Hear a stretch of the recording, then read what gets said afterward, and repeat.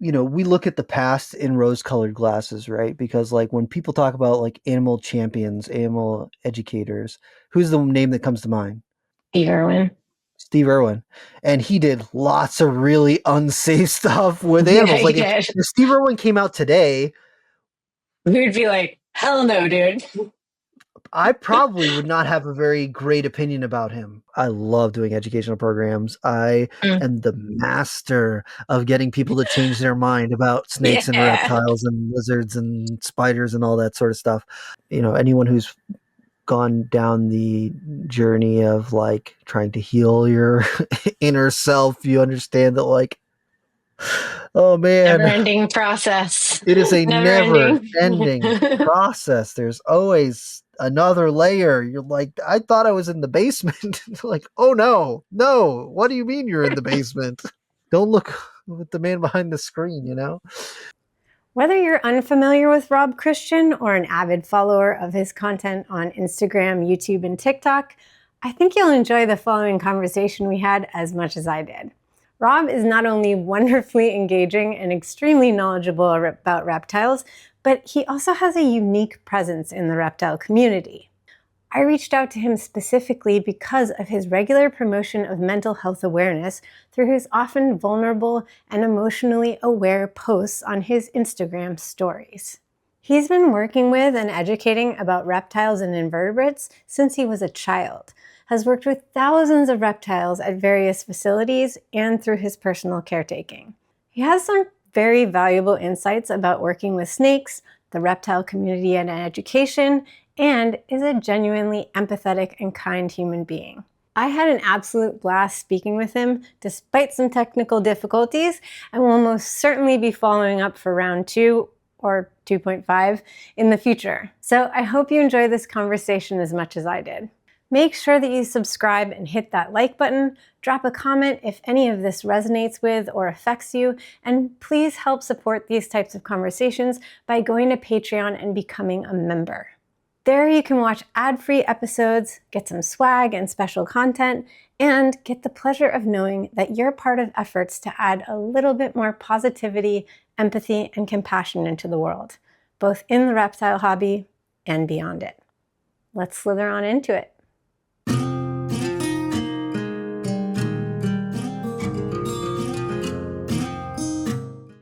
Take 2. Here we go. Boom.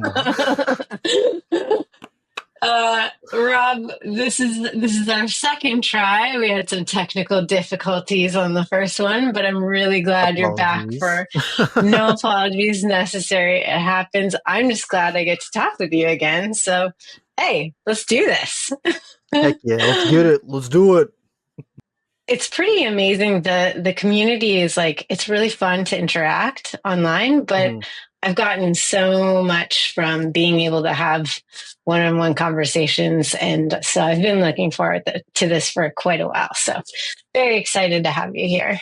And as I said before, I realized after listening to a few podcasts with you that we are both from Massachusetts and we both despise the cold. Like, can't handle it. I had to get all the way across the country. But you didn't get that far. No, I ended up in North Carolina, and North Carolina is it's south, but it's not that far south. So like this year we've gotten quite a bit of snow, not New England levels of snow, but still snow, more snow than I want to personally see. But in the 3.5 years, 3-ish years that I've been down here, it's only snowed maybe a half dozen times, if that, and more than half of that in the last 2 months. So, Oh, wow. yeah. Yeah, I can't take it myself. No.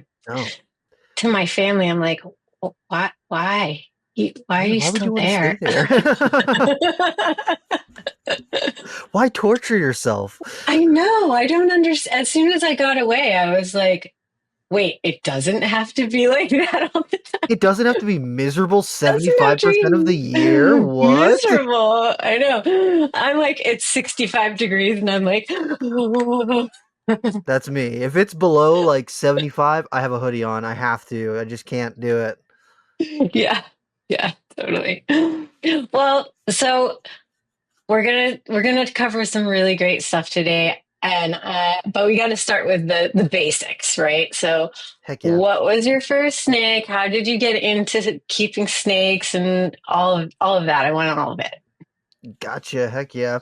So I'll start maybe with my first snake and then hop to like what brought me to snakes. Or maybe I should do it the other way around. I'll do it the other way around. What brought me to Okay. snakes, right? Because my mom is a bit of like a wild child. She has always been a very free spirit, and before I was born, she kept tarantulas. So when I was like a baby, we had pet spiders in the house, and so when she would clean the enclosures, she would just like pop them on our shoulders, and we'd hang out with them. And they were just pink toe tarantulas. So they're like, just kind of your standard pet tarantula. Besides, like we had red knees and stuff like that. But I was really into the spiders when I was little, and I've got pictures of me like staring at them through the enclosures and everything because we would feed them, and then we'd feed the wild spiders on our back porch that made webs at night in the summertime. And so I was really into spiders. And naturally, if you want to see spiders, you go outside and you're looking around for spiders, you find other things. And so salamanders, and my mom said that she told me this story again recently, which like is a lost memory of mine. I don't remember this, but when I was just old enough to kind of like walk around and navigate in the yard, my parents used to just spend time out in the yard all the time. So we were hanging out in the yard, and I came across a garter snake, and I like boom, grabbed it and like picked it up. And she said that you were mesmerized. You couldn't take your eyes off of it. And she didn't really know a whole lot about snakes. But like in New England, there's very few venomous snakes. So she's like, Robert, Right. put it down, drop it. Don't pick that up. She knew it probably wasn't going to like, send me to the hospital, but it could still bite and everything. So she was like, you could not take your eyes off of that. And then from that moment on, it was all snakes all the time for the whole rest of my life. It was just all snakes all the time, and that's kind of how it's been. So that's kind of what got me into the snake thing, was like first spiders and then getting into snakes. But my dad is not from the US. He came to the US when he was about 20 years old, and he's from the Caribbean. And a lot of the people where he comes from are terrified of snakes, and he is no exception. He is very, very afraid of snakes. And so when I was little and I had a fascination with snakes, he was like, "Nope, no, you can catch them outside, but they are not coming in the house. No way. I'm not. No, that's where I draw the line." And so we had all different other kinds of pets, and I had fire-bellied newts and leopard geckos. And my first pet reptile was a Jackson's chameleon, and then we had like Chinese water dragons, and like we had a variety of different things, from fish tanks to we had a bird for a while, but like reptiles have always kind of been the main thing. So I wasn't really allowed to have snakes growing up, but I would go out and find them in the yard and catch them and put them in a big wash basin and set up little rocks for them to hide under and things. And then at the end of the day, their rule was sunset, everybody's got to get let go. So I take them across the street into the woods. My neighbor had like hundreds of acres behind his house, and so I would take Mm. him to the back of the woods, let him go, and then go catch some more the next day throughout most of the summertime. And so when I was going from middle school to high school, I was like trying to like convince my dad. I was like, I really want to get a snake. I really want to get a snake, which I'd been asking for a snake for years and years and years. And he was like, you know what? If you can get really good grades, then maybe we'll talk about getting you a snake. And so like I am not a straight A student. I'm not even probably a straight B student. Like I try really hard and I get like B's and C's, like So mostly he was C's and then a setting couple you up. B's. He was Yeah, he was setting just you like, up. there's no way he's not going to do it. And so I like laser focused that whole year. And I did get like, I think I got like one A and like mostly B's and then like one C plus. And so like I really did the damn thing, because like school is not easy for me. I'm not good at like book learning for all the like random things that don't matter. Like not that they don't matter, Right. but they're less applicable to what I'm interested in. It's hard for me to focus on those things, especially when I was that age. So I really like focused down, and I was like, I got really good grades. And so my dad was like, maybe not a snake. How about we do something else? Is there anything else that you want to do? And so after I graduated middle school, I was like, okay, I want you to come with me to go herping, because I was herping all the time. Like, there's a lot of woods around my house growing up. And so I would spend a lot of time out in the woods looking for snakes and toads and salamanders and whatever. And there was one particular area that I would go to all the time. And it was like kind of considered edge habitat. So it's at the back of an industrial park. And there was like big rock slides and, rocky outcroppings and a big field and wood and like all this stuff. Like on my old YouTube channel, I've got a bunch of videos of me walking around there and just like flipping a rock, garter snake, milk snake, ringneck snake, this, that, and the other thing. And so I asked him to come herping with me back there, because there's a bunch of rocks that are like much too big for, 12-year-old me to lift up. And I was like, my dad used to be like a semi-professional bodybuilder. And so I was like, Wow. you can lift up the big rocks and then I can get all the snakes that are underneath them. And so we did that. So And he did that anyway, even though he hated oh yeah. snakes. Oh yeah. So what he would do is he would like flip the rock and then jump like out of the way. He'd be like, you get him, you get him." And I had like I don't know, like a 5-gallon Home Depot bucket or something. And I was like, oh, just filling it up with garter snakes and milk snakes and Oh stuff. my God. And fun fact about that, which we didn't talk about in the last one, but that time that we went out, I he flipped over this giant rock, and underneath it was a bright, like fire engine red garter snake. And I was like, what the heck is this? And like garter snakes have a little bit of red in them, especially when they get like agitated. So like when they kind of flare themselves when they're scared, they'll get flames of red in the stripes on them, but they're not like red. This thing was like the YouTube logo color red. The whole take all the yellow off a garter snake and replace it with red. And so Wow. I was like, yo, look at this thing. And so I was super excited. And when I was a kid, I had a subscription to Reptiles magazine from the time that I was in like first grade ish, because that's when it came Mm. out. Reptiles magazine came out in, I think, 94, 95, some right around there. And when my parents found out about that, they're like, oh, a reptile thing. Robert would love this. And, back then it was mostly like educational articles, and like it was not a lot of fluff. It was like actual reptile care information. And so I was just like all about it. But in the back of Reptiles magazine, there was a classified section. And in there was a guy that every single month he put in an ad: "Will buy unusual garter snakes. If you find an unusual albino anything, call me and I'll buy them." Huh. And I was like, I gotta call this guy, because I see his ad every month in Reptiles magazine. And so when we got home, I like set it up in a container, and I called him. And I'm a 12-year-old, so the dude picks up the phone. His name is Scott Felser, and he picks up the phone, and I was like, "Hey, like I saw your ad in Reptiles magazine about wanting unusual garter snakes. I got one that's red. Do you want it?"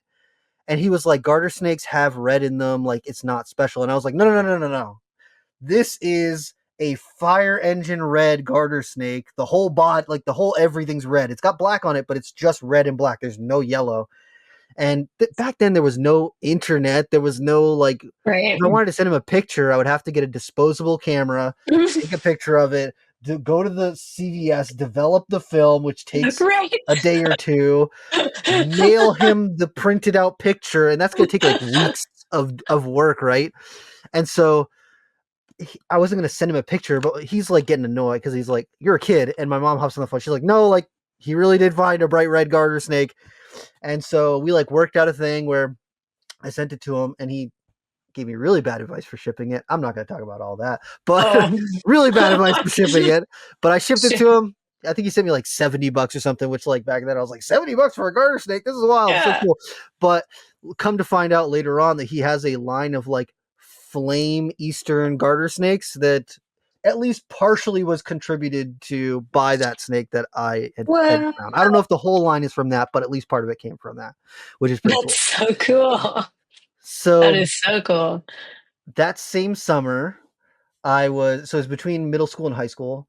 I was like talking to my dad, and the New England Herpetological Society was hosting a reptile expo, which like back then it was just like 12 tables in the room at a nature center, and a bunch of guys and gals who had excess leopard geckos and ball pythons and this, that, and the other thing.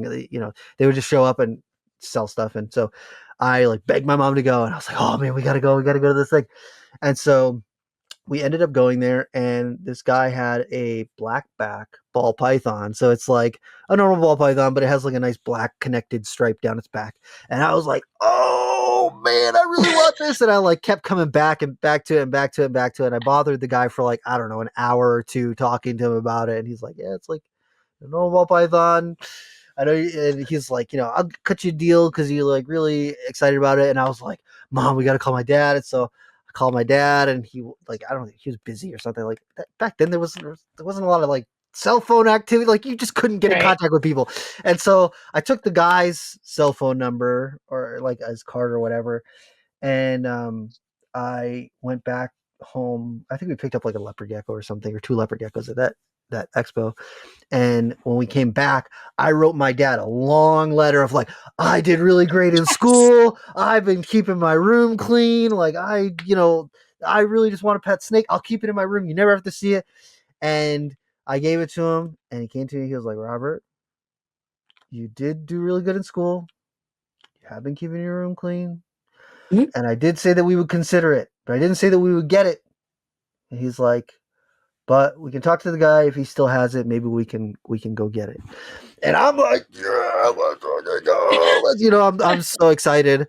And I did end up going back and getting that ball python. His name is Monty, of course. So Yeah. painfully original. It was almost original, maybe 20 years ago. Whatever. I'm a huge Monty Python fan, so Me it's too. Like, great. and back then I was a kid and I was still like into Monty Python. So like, I thought it was great, and I still think it's Oh, it's great. great. Yeah, And it's great. so I got him in 2003, and he was about a year old when I got him. So he was born in 2002.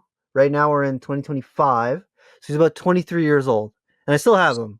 Tell It's you, he lives with awesome. my mom because my mom is like, I don't have any snakes at the house. It's like so empty Oh, because when we lived together, I had tons and tons of snakes. Like after I got my first one, like 6 months later, I was like convinced my dad to let me get some more, and I was like, "You never see them; they're in my room. I take care of them. You don't ever have to see them."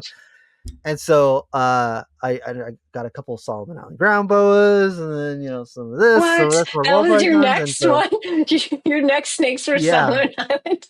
yeah. My second and third snakes were Solomon Island ground boas at Candolia That's amazing. paulsoni, and for a while on Google, if you searched Candolia paulsoni or like Solomon Island ground boas, pictures of those snakes popped up for a long, long time. Now, I don't think so anymore because so many people have put better pictures on the internet of them, but for a long time you could find pictures of the ones that I had. And they were ones that kind of were sitting at this shop called Regal Reptiles in Rhode Island. They sat there for like years, and people didn't appreciate them, but I did a bunch of research on them, and I was like, Dad, they're small. They only get 3 feet long. They're small. They're going to be smaller than the ball python. They don't really need a whole bunch of extra heat, so I don't need to set up a whole bunch of like elaborate stuff for heating the tank and blah blah blah blah blah. And so I saved up some money. I really wanted to get the Solomon Island ground bows, but I think they were like 400 or $500 for the Mm. pair of them.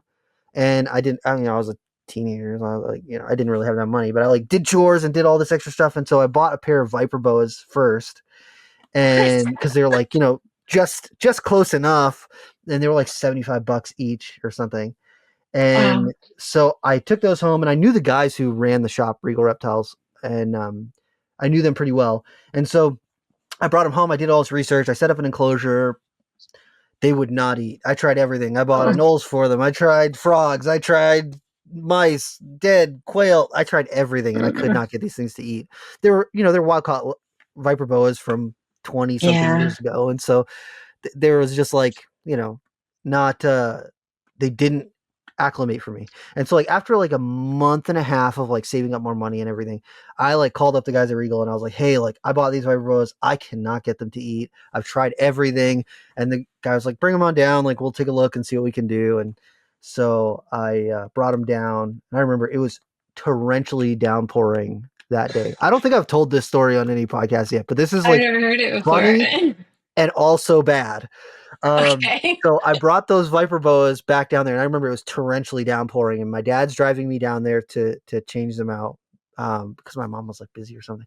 And so we go into the shop, and it's like a cold, dreary day. Most of the lights are off in the shop, and we're talking to like one of the guys who works there, and he's like, they won't eat for you. And I was like, I've tried everything, man. And I was talking to him, I was like, I tried anoles, I've tried geckos, I've tried frogs, I tried this, I tried that. So he like takes them, sets them up in a bin, he like throws a live mouse in there, and they like don't eat. And he's like, okay, well, is there anything else that you want, or you just want like store credit? I was like, I really want those Solomon Island ground bows that you guys have, but like they're kind of out of my price point. And he was like, well, how much you got?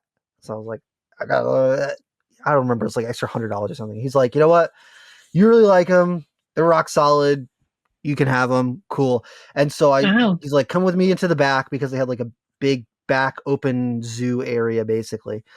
And Mm. so we go into I'm walking to the back there, and my dad's following behind me. And as I walk through the door to like the area where they're at, one of the other employees has out an albino berm that's like 12 feet long. And so I turn to my dad, and I'm like, don't come in here. Don't come in here. My dad like looks around the corner. He's like, oh, hell no. And he like, runs back up to the front.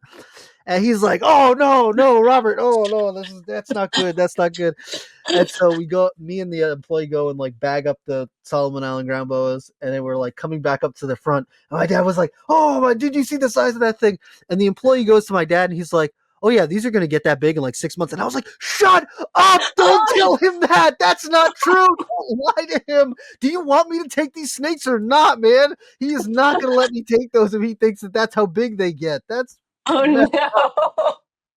But they were just messing around. And so that I That's was, hilarious. yeah, my dad wasn't thrilled. He was like, they better not get that big. And I was like, they're not going to get that big. They were already adults. They were already, 3 foot, three Yeah. foot long. So they were like, they're not going to get any bigger. But yeah, so that was like my second and third snakes that I got. And those snakes were awesome. I love them. I use them for educational programs. I taught, I brought them with me to schools and all that jazz. And so, Oh, that's awesome. uh, yeah, as soon as I had reptiles, I would bring them into school and stuff and do show and tells. And my teachers are like, you are very well spoken about these things. You should do like educational programs. And so my mom and I were like, I wonder what that would be like. And so we opened up a business when I was like, I don't know, 12 or 13, like right around when I got my first pet snake. And we opened up Really? a business called Radical Reptiles, and we did educational programs. We did birthday parties, we did school programs, we did, every event that you can possibly think of, we did them. We did a thing called Wild Reads with the Boston Public Library system, where we did like 3 library programs every day throughout the summer. So we saw thousands and thousands of kids and got to Oh. expose them, get them some exposure with leopard geckos and ball pythons and blood pythons and this and that, all the other things. And so we did that business for like 7 years or so, 7 or 8 years. Wow, that's amazing. I didn't Yeah. know that. That's so cool. Your mom would do Yeah. that with you. That's amazing. Yeah, she was like, "It's a good outlet, and it pays for the animals." So, like, we do a couple, we didn't charge people a ton. We did like, I think it was like $150 for a program, which if you are doing educational programs, that's really cheap for, especially, Hmm. I mean, back then it was like kind of on the edge of expensive, but paid for gas, paid for all the animals' food, paid for electricity, and like all that stuff. And we did, a fair amount of programs throughout the year, and like it paid for itself basically. That's so amazing. And, it just made me think of how many stories I've heard in the last year of talking to people about how family members have bonded Hmm. through love of reptiles, whether it was just the kid loved the reptiles and the parents kind of came to that side eventually, and it Yeah. became a connection point between them and enriched Hmm. their relationships. Do you feel like Yeah. it was like that for you, for your mom and you? Yeah, I feel like it was like that. Well, like my mom was already into all the weird stuff, and then like I was born into the darkness. I was like, as soon as I learned what they were, I was just like immediately invested in it.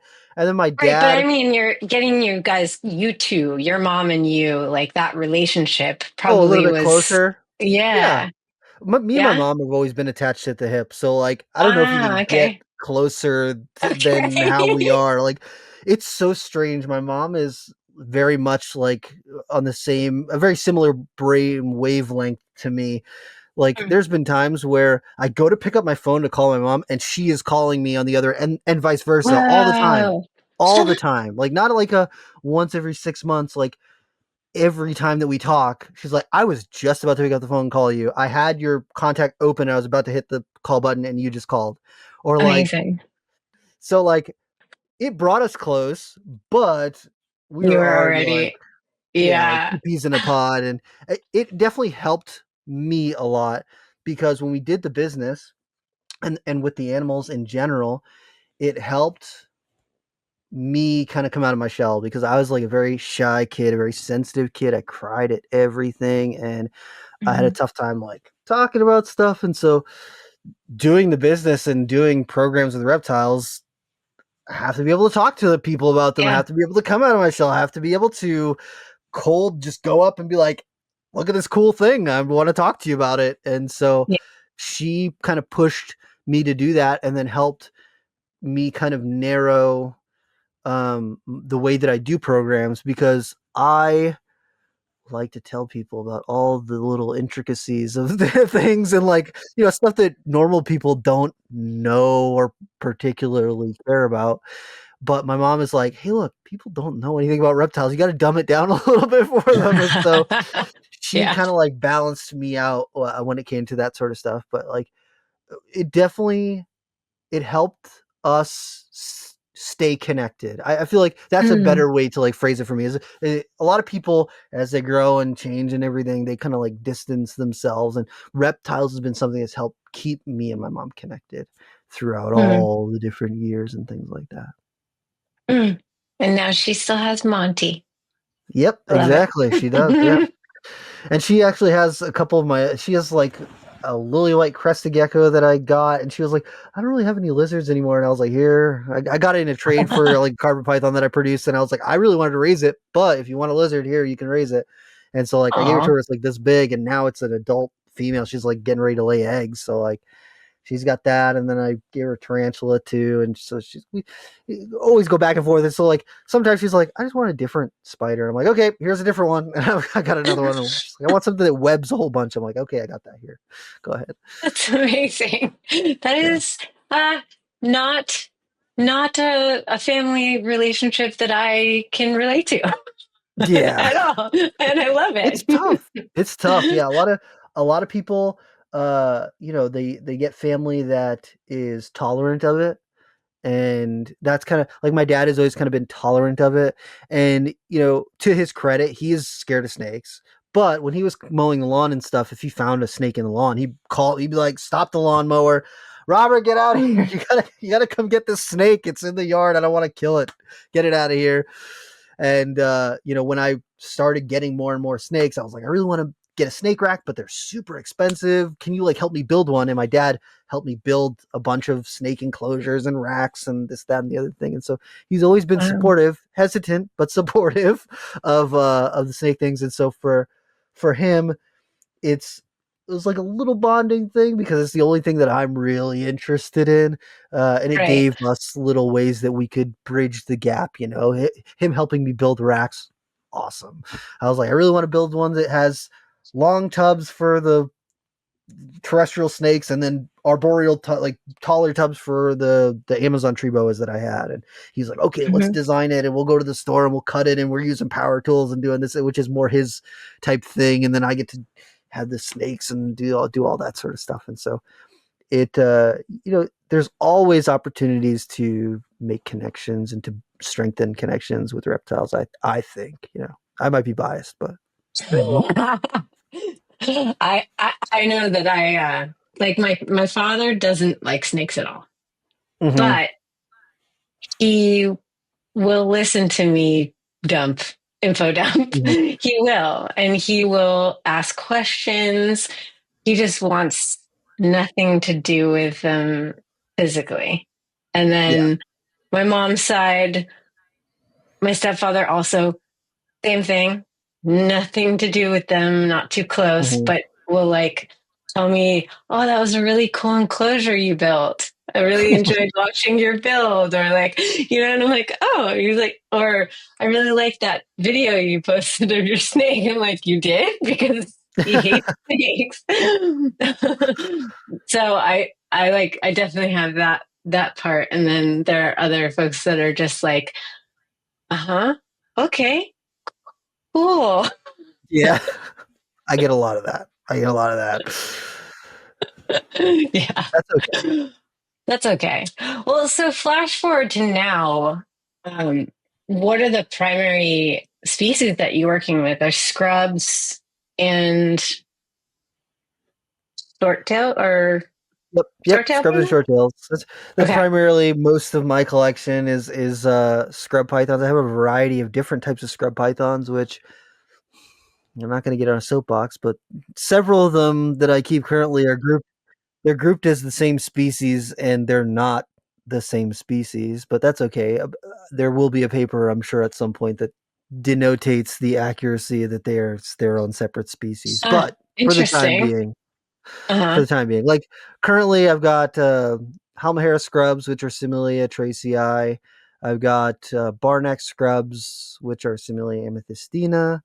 The southern scrubs, which are also Similia amethystina, which no, I have Highland scrubs, which are also Similia amethystina, which no, they're not. But uh, so I've got a variety of different scrub pythons, and I've got Borneo short-tailed pythons. I've got some blood pythons. I've got some corn snakes. I got some carpet pythons, West Papuan carpets, jungle carpets, Wow. and a couple geckos and tarantulas and all that different stuff. So my collection has changed and evolved over the years, but for like snakes, most of my stuff is scrubs and then Borneo short-tailed pythons. Okay. And you're breeding them and selling them, or just, I breed them. I haven't I know sold a you don't whole like ton to of. sell them. Yeah, I've only sold one scrub python so far, and Oh, so I I have another one that I could sell, but honestly, I hate dealing with the selling process, and so right. I'd rather just raise them. And so I've got a bunch of like Borneos from last year that I produced that are awesome. They're really cool, but I'm just like, I hate emailing back and forth with people, and I really hate setting up shipping labels and doing all that crap. So like there's a reptile expo coming up this weekend, so I'll bring some of that stuff over there. So if there's somebody who's got money right now and wants to take one, here, please take it. But I don't want to deal with back and forth of like, oh, can you send me 47 pictures of the scales underneath its eyeball and also underneath its chin? I'm like, no, I won't do that. Sorry. But then if you don't sell them, then you have a lot of responsibility to care for a lot of Oh yeah. snakes. I have like about 100 snakes, and that is Wow. a lot to some people. And then also, I have been responsible for rooms of 700 to 1,000 snakes at a That's right. time. That's So right. 100, So you worked at Nerd. yeah. Is that what And at you're Nerd, talking about? yeah, I did a little bit. And before that, before I worked at Nerd, I was a manager of a reptile store in Maine where I was like, one of the only employees there, and so I did educational programs. I took care of the snakes, breeding, and like I had a little bit of help with the guy who owned the business, and then we hired an employee too at one point throughout it. But a lot of the responsibility of taking care and breeding and feeding and cleaning all those snakes was mine too. And so Okay. I've done over a decade of hundreds and hundreds and hundreds of animals doing care at a time, and so having 100, man, that's easy. That's okay. So then what are the most beneficial, and are, if there are negatives as well, aspects of caring for the snakes for you and your mental health? Mm. I think that the like most beneficial side of it is some of these snakes, like the second that I touch them, I'm like, oh, it sends like a lightning through my body. I'm just like, every time I take out a scrub python and I'm holding a scrub, I'm like, this is the coolest snake on the planet. I love you. Where have you been all my life? And I'm like, oh yeah, you're right over there. And like sometimes I want to like pull them out and like hang out with them, but they don't want to be pulled out and hang out with all the time. So it's like, Mm, it's a yeah. double-edged sword. But with 100 of them, I'm like, I don't have 100 I scrubs. was going I to got like say that. I was going to say that. I have days where I'm like, nobody wants to hang out with me today. And Yeah. I have 10 snakes, which for me is like a lot. That's a lot. Yeah. But there are days when I'm like, wait, nobody wants to hang out. Mm-hmm. And you're I like, guess I'll you got respect that. 100. Like, Somebody's gonna want to hang out. yeah. Yeah. So I think that for me, every time that I take out a scrub python, I'm just like, oh, this thing's so freaking awesome. I want to be you. You're so cool.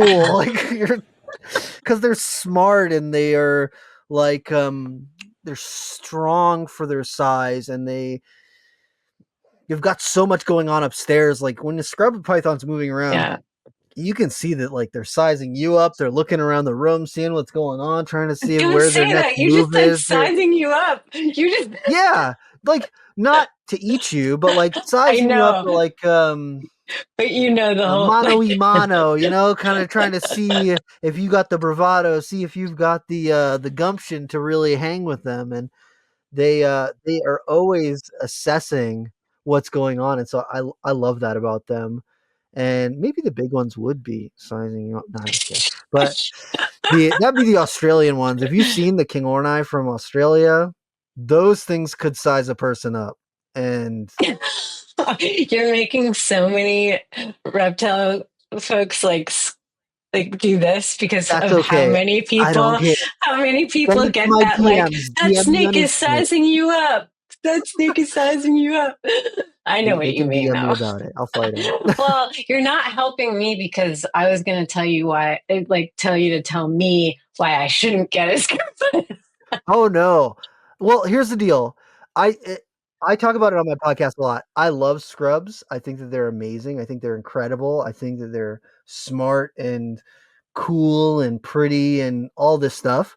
But I also tell every single person that I talk to about scrub pythons, I say it on our podcast a lot, they are not for everyone. Because it's one thing for me to be on here and be like, oh yeah, like they'll test you, they'll size you up to see like how you're doing.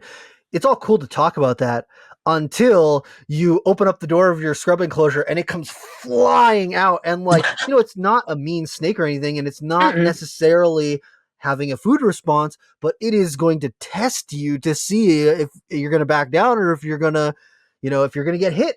And they are really good at holding their punches until they know they can hit you.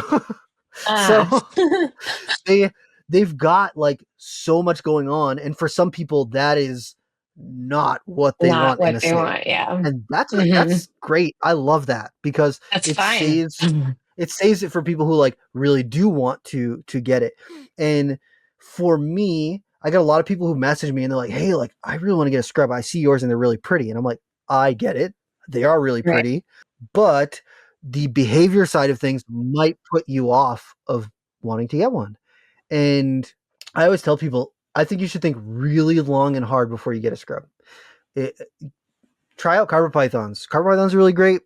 They are semi-arboreal. They'll perch just like a scrub does. They come in lots of cool colors. They're really great. And they're a little bit of a smaller animal, because when you get a snake that is smart and can be hesitant or reactive, and then you get that snake also grows to be 17, between 14 and 17 feet long, Yeah. and they're arboreal, so they're incredibly Incredibly strong, strong. and Yeah. they anchor themselves to whatever they're close to, being you or whatever is in your room. um, they can be a very intimidating snake, and that is not for everybody. If you want a snake that is going to hang out with you on the couch, a scrub python is not it. And I tell people that all the time. I'm like, if you want something that is like going to just like have cool fun time with you, no, get a carpet python. They're great. They're really cool, pretty. They perch, awesome. They might hang out with you on the couch. Your scrub is probably not going to want to hang out with you on the couch. It might let you handle it while you're like in your living room, but it's not going to want to hang out with you on your couch. And so I have tried to preach that as much as I possibly can through my podcast and through any of the stuff that I post.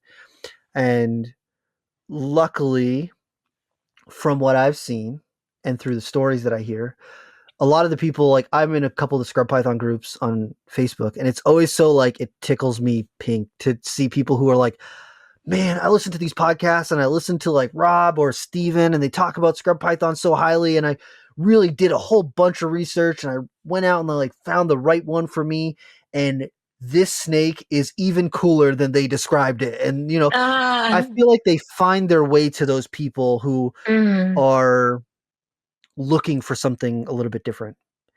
yeah. And I like that because for me, working in a place like Nerd or like any of the other places that you see where like producing reticulated pythons and anacondas and stuff like that, there's still a lot of like collector mentality with them where people are like, I got to get like 10 of them and work on a breeding project and do this and do that. And they get it and they're like, oh, I got it. And it's like, this is the longest snake in the planet and whatever, the biggest snake in the planet.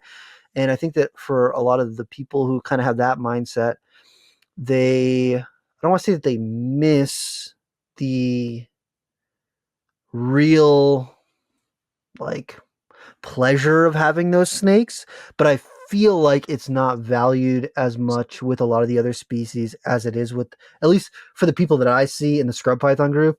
They really just enjoy that snake, and a lot of them have a relationship with that individual animal. It's not just like Mm, another snake in the collection. They've got and built a trust and an understanding and a relationship with that animal. And for mm, me, that like, oh, when it comes to like, we were talking about like snake therapy, that is my snake therapy of having that like yeah. connection. It's all about connection, right? And for me, Hmm. building that connection with a scrub python is just like so different than all of my other snakes. And it's tangible to me more Mm, so than it is with some of my other snakes, mm. So for you, the snake therapy is really in that the trust building and the relationship building of between you and the animal Yeah. directly. I love that though, and I think it's really important for people to be passionate about what animals they do get and not just get animals to get them. Yeah.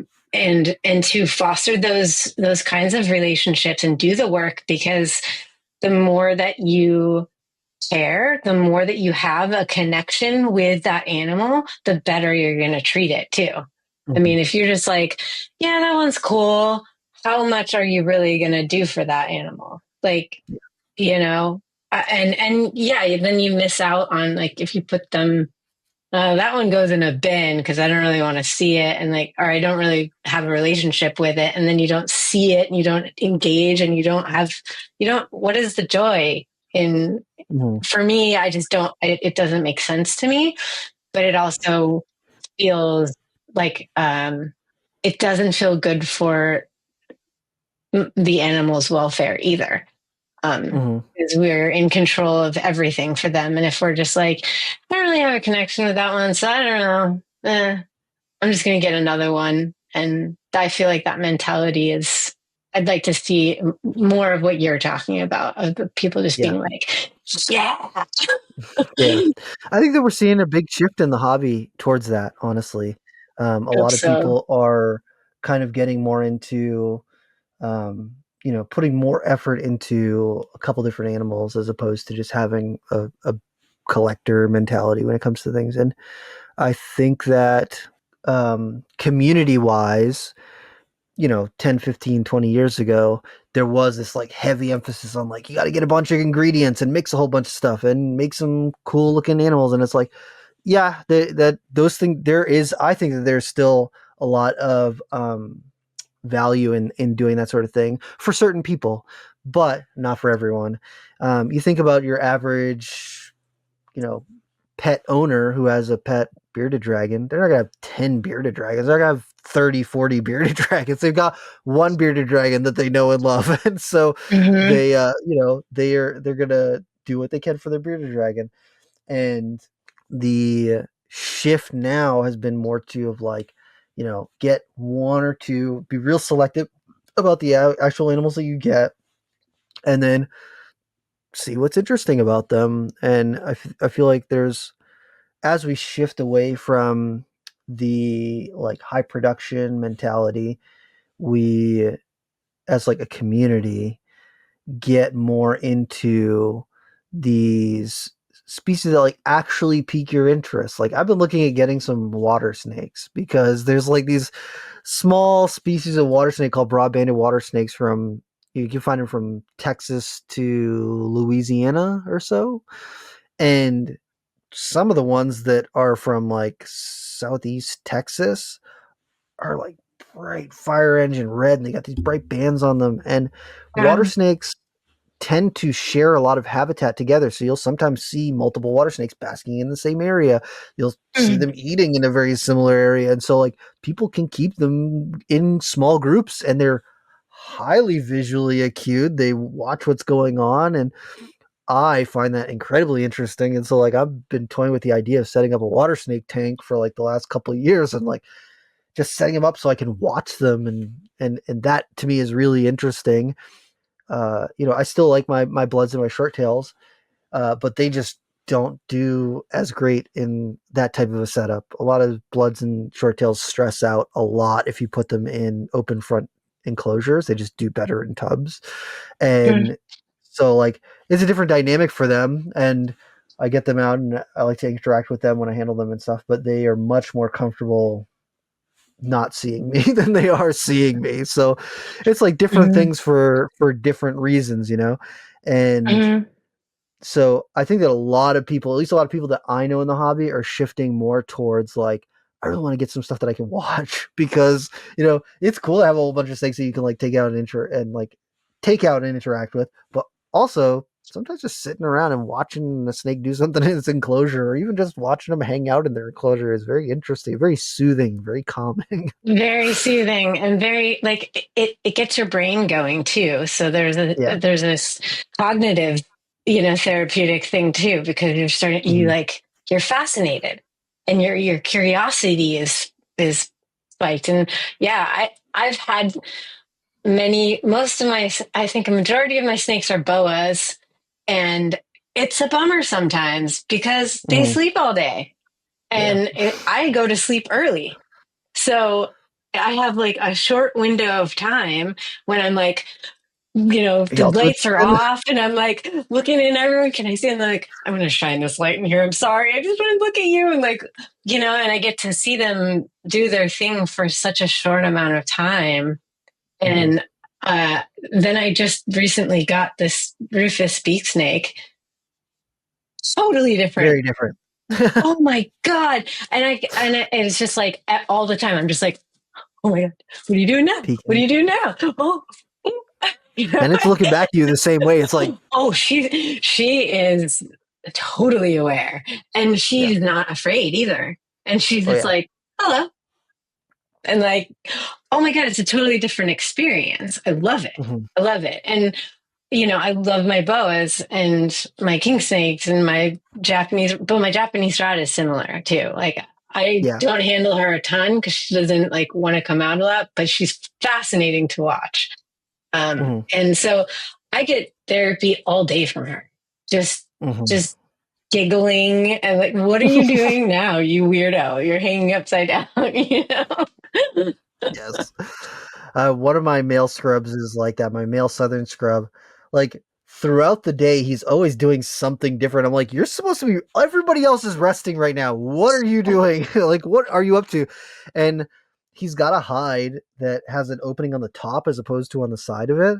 And what he's been doing recently is he goes into the hide, curls up, and then he comes out of the hide with his head and just hangs his head over the branch that's right above it. Like none of the rest of his body, just the head over the top of the branch. I'm like, what are you doing, bro? It doesn't make any sense. He's like, I'm Interests, safe, but I like to perch still. yeah, no, I have some that really enjoy an interesting chin rest. Like they find Yes.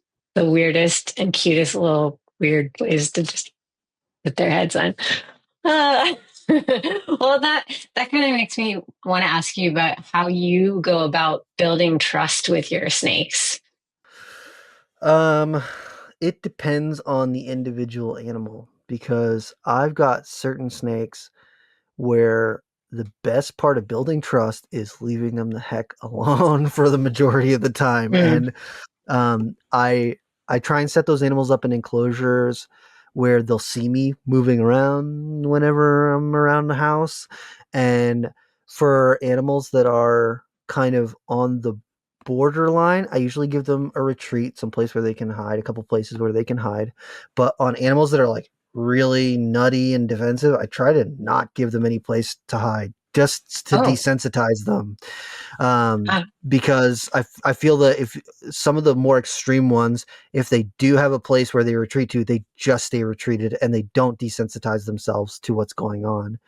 mm, And over time, the majority of the snakes that I've got, that has worked really, really well. My mm, southern scrub female used to be a nightmare. She was like, the second you walk by, musking up the side of the enclosure, striking at the mm. glass, like really, really going crazy.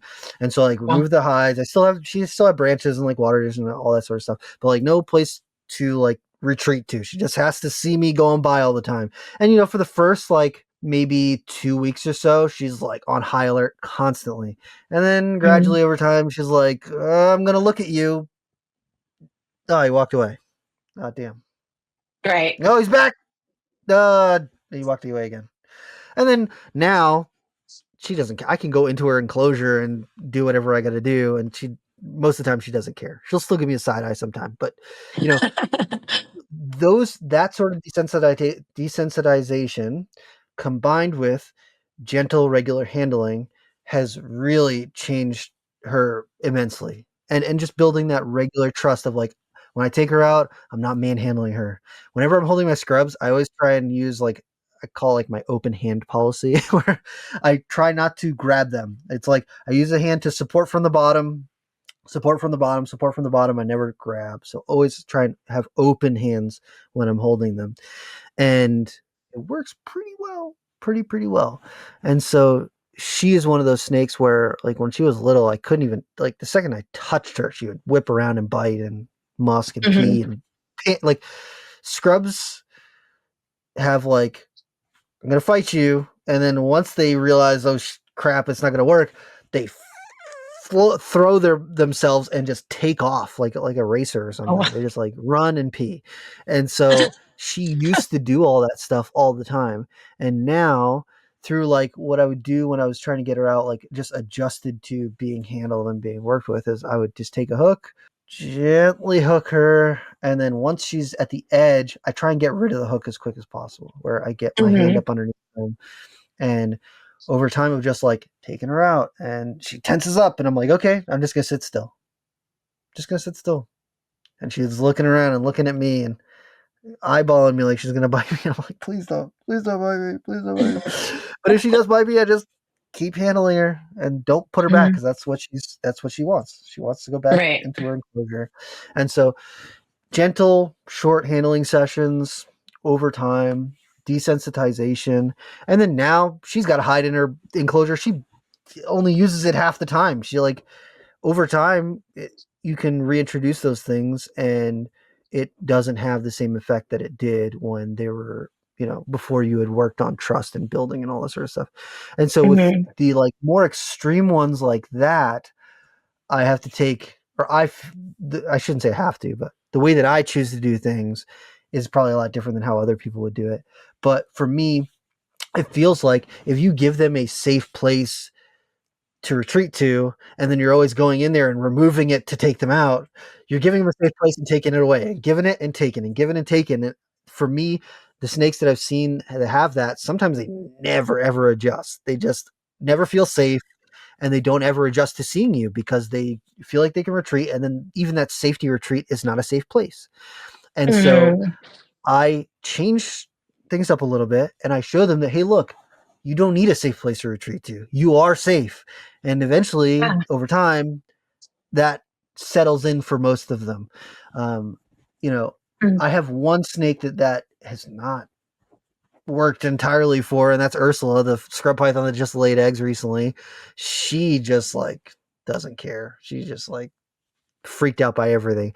And you know what? mhm. For me, when I think about a snake like that, I didn't get her when she was first born. Someone else had her before me, and then I think someone else had her before them. And Mhm. you never know, something traumatic could have happened to that animal. And just like how people Yeah, carry trauma with them throughout their whole lives, totally. Yeah. she very well could have done the same thing. And so, Yeah. I don't hold that against her. Try and keep our handling sessions very gentle and very quick. I take her out, I put her into a holding container. I try not to mess with her too much. I let her do things on her term. But I still try and get in there every now and again. She perches all the time, so I'll like come over to the side of the enclosure and I'll just sit there for a little while, and she's bonking off the glass, and I'm like, Oh. you're the only scrub I have that does that. All the rest of them know that the glass is there, so they'll come like right up to the glass, but they don't Mm, ever bonk into it. She's the only one that does that. But for mm. me, that reads as like I've got trauma and I'm reacting Yeah. because I've got trauma. And Yeah. I don't know if that's true. Maybe I'm just personifying her or whatever. But that's kind of what makes sense to me. It makes sense. Yeah. Yeah. I mean, they learn. Yeah. They learn. And if they learn that humans are not safe, and it's really, They and do it carry that. maybe something is really, really bad, you Yeah. know? Yeah. Is she wild caught? No, she's actually captive bred. Huh. At least that's what I was told. And the guy who got her from me, I got her from, he said that he got her when she was like several months old already. And so I don't know exactly where she came from. Maybe she was captive bred, maybe she wasn't. I'm not sure. I got her when she was pretty small. She was like maybe 3 feet long, which is like baby scrub python. So like maybe less than 2 years old. Mm, And I've had her for 5 years now.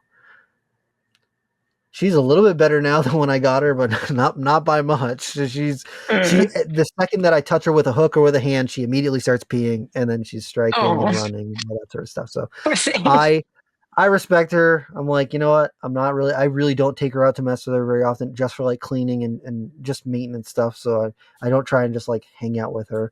But like that southern scrub that was really bad when she was little, I take her out and hang out with her sometimes because I'm just like, you're just cool. And she, every now and again, she'll get a little hair across her butt and like turn and look at me like I'm gonna hurt you. And I'm like, oh, come on, we don't need to do this. We're friends now. We don't need. She's like, we're not friends. We're acquaintances. Okay, my bad. So it depends on the animal. So like those sort of things, and then with the more friendly ones, it's just spending time with them. Just because most of the rest of my scrubs are like the second that you get them off of the hook, like hook them and get them on your hand, they're cool. They're just hanging out. They're just like, oh, cool. I'm just gonna climb all over you, and maybe I'm gonna squeeze your shoulders really tight, or try and climb on something that you probably shouldn't be climbing on, and all that jazz. So for those guys, it's just like spending time with them, hanging out with them. Sometimes I like to take them outside, but it's 50-50 of whether or not outside is a good time or not. um, a good time for them. Yeah, because it's overstimulating. It's like a lot of new Mm. different smells. Sometimes there's birds in the area, and you know, Do they certain get animals stressed react out? okay to it, and some of them don't. Okay, interesting. Hmm. I was thinking about getting like those like catio things that they Yeah. have. They make really big ones too, like Hmm. really big ones.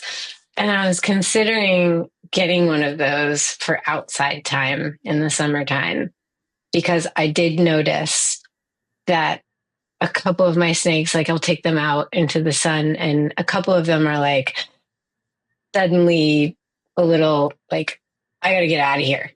Yes. Some of them will just be like, oh, this is nice. Hmm. And others are like, I am exposed. But it's good to give them, enrichment and sun and smells and all of those things.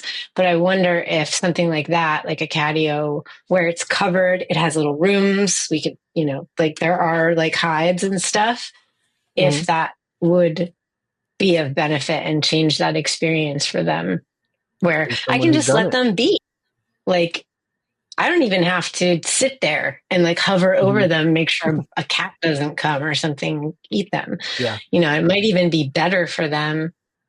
They'd still be able to get some of that fresh air and, sun, and not have me hovering like a obsessive mom.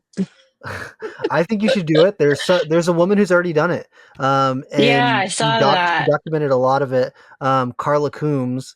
She Oh, goes okay. by Is it her, ZA no, Reptiles? No, because no, I saw that. Okay. this woman did it 20 years ago, Oh, maybe even wow. longer than that. Her name's Carla Coombs. She's been my friend for a long, long time, like Oh, way cool. old internet forums times. But Mm. her screen name I think was One Soft Kiss, and she had Argentine boas, and she Ah, built a indoor outdoor like catio enclosure for them. And her Argentine boas were like they 12 get feet long. really They were big. massive. They were huge, Yeah. and they would go inside and outside, and they had this outdoor area where they would hang out. And she has tons of pictures and video. I don't know if she still has it uploaded online, but I remember seeing them 15 years ago of the different pictures and videos of her Argentine boas out there doing that. She's still on Facebook, I'm pretty sure. I'm still friends with her Mm. on Facebook, and I don't know if she still has those Argentine boas because they were old. They were like 20 or 30 years old or something, maybe even older Mm. than that. But she, if you check her out, if you're listening to this, or if you want to check it out, you should look her up, Carla Combs, and I'm pretty sure her screen name was One Soft Kiss. And really, really cool. Lots of cool information, and she had a really great bond and relationship with those Argentine boas that she had. That is really, really cool. I'm definitely going to check that out. Yeah, I I want to give them more in like different enrichment. I don't have a space in my house that's safe for free roaming, unfortunately. I have yeah, dogs and it's just too crazy. And I don't like the fact that when I take them out, I have to hover all the time. Like, of course I want to interact with them, but also I want to let them explore and do their thing. And I can't do that. hmm, And so that definitely sounds like a good plan, like building something outside extra. heck yeah. Cool. I'm gonna look that up. Hell yeah. Yeah, my one reservation with the outdoor enclosures, which is like I want to do some outdoor enclosures so I can keep scrubs outside during the summertime. But my one reservation is living in areas that have lots of ticks, because Oh ticks yeah. love snakes. And where I'm at in North Carolina right now, knock on wood, I've not dealt with a lot of ticks. But in Massachusetts, if I walked outside anywhere with grass, there's ticks on you. Yeah. And so that's something that I worry about in Right. making an outdoor enclosure, which like at the end of the day, is a tick on your snake the end of the world? Probably not. Lots of wild snakes deal with ticks all the time, but also I really like my snakes and I don't want them to get ticks on them. Yeah. Yeah. No, no. I would be doing these for like an hour or two, and then Yeah. I'd be able to catch that kind of thing. Yeah. We don't really have ticks in the metropolitan area, not really. My dogs don't have Good. any. But as soon as you go into the woods, yes. Yeah. I think that do you know Brandon Wheeler? I think he's got some outdoor enclosures for his diamond pythons, and I think Mhm. for some carpet pythons too. But he still said I think he had to bring some of them inside for a certain portion of the year because of temperatures and all that jazz. Well, let's switch gears for a second. Yeah. Um, One of the reasons I really wanted to speak with you was because you post a lot of things in your stories related to mental health and well being and kindness and empathy. Mm-hmm. And I really appreciate it. Um, Honestly, it brings me joy just getting to see some of that stuff. But I Thank also you. think it shows a lot of strength because posting vulnerable things is a strong thing to do. And I don't see a lot of that from especially other men in the reptile community.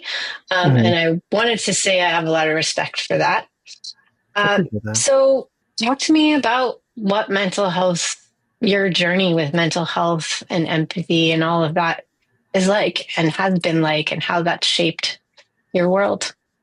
It is something that is a continuous process for me. And I think that, anyone who's gone down the journey of like trying to heal your inner self, you understand that like Oh Never man, ending process. it is a Never never ending. ending process. There's always another layer. You're like, I thought I was in the basement. Like, oh no, no. What do you mean you're in the basement? Don't look with the man behind the screen, you know? Mm, And so for me, I'm a very lucky person.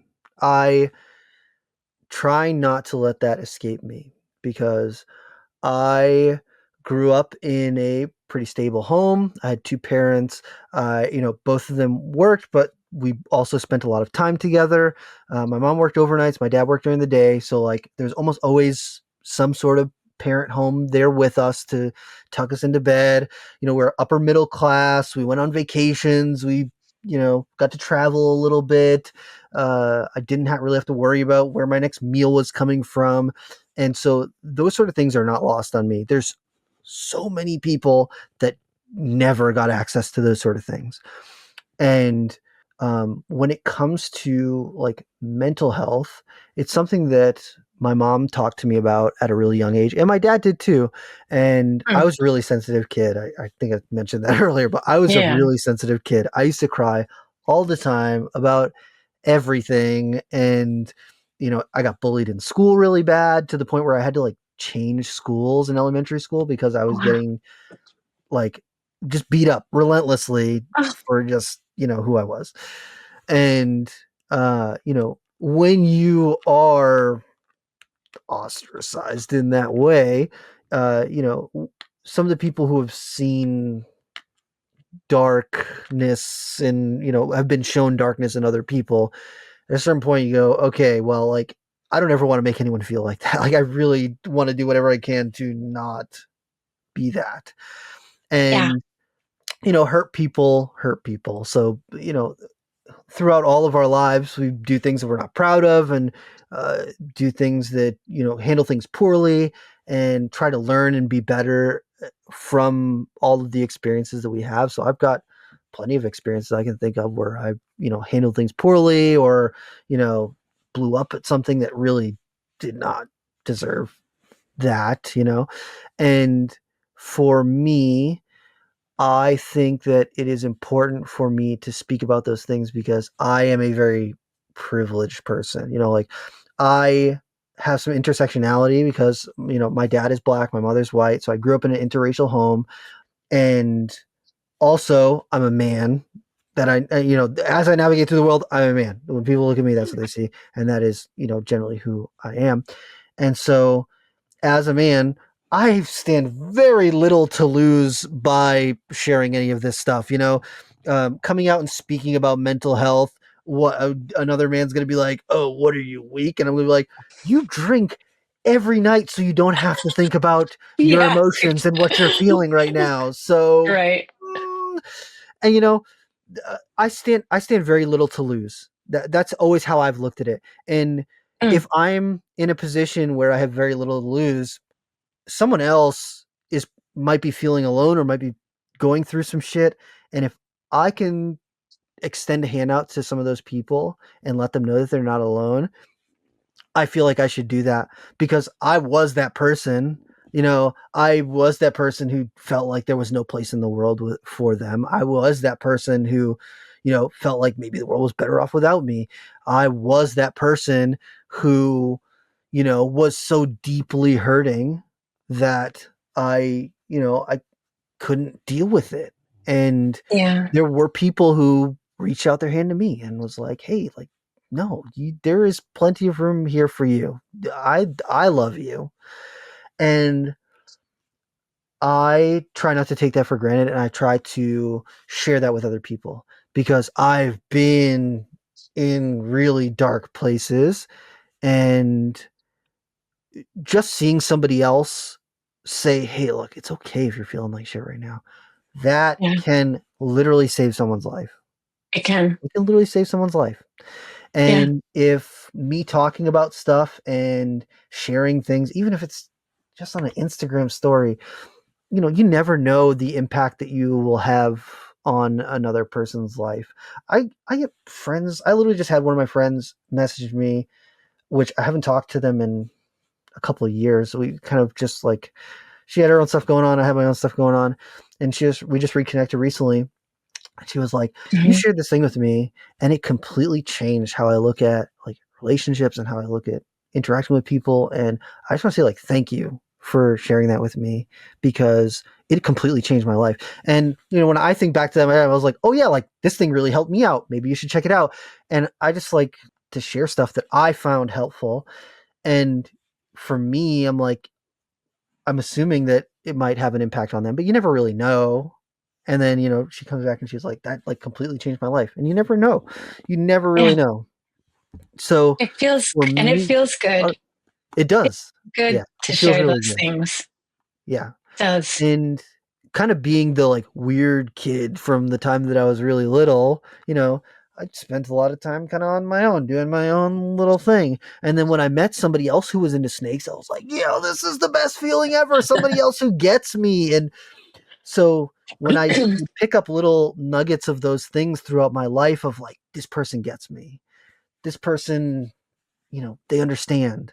For me, social media for a lot of people is a highlight reel. They only share the positive things because it's tough to talk about the negative things. It's tough to talk Yeah. about ways that you've failed. It's tough to talk about being hurt or being sad. And I feel like a lot of people in their own personal lives have been modeled unkindness when they open up about those things. Because when you are being vulnerable and when you're sharing those things, that is when people have the most opportunity to hurt you in really deep, meaningful ways. If you open up about something that's like who you believe you are as a core person, and then someone rejects that, someone that you Yeah. care about rejects that, that is like, it can be so painful.